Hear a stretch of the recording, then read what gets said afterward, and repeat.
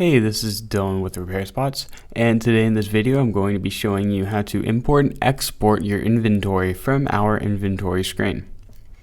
Now in order to get to inventory, we can from the home menu just go to this square right here that says inventory and click it.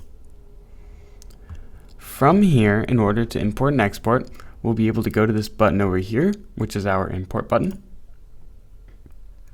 And from here you can do a bulk import or export your items.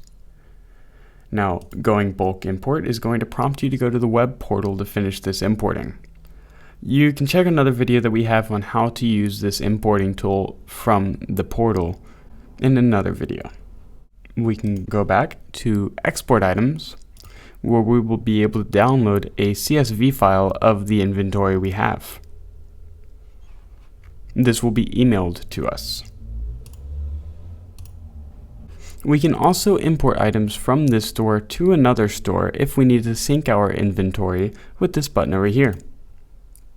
This will be importing all of the items we have in stock from this store to whichever other store we click to send it to. And there you have it. There's a basic overview of your importing and exporting tools. Be sure to check our video on importing and exporting from the web portal for more information.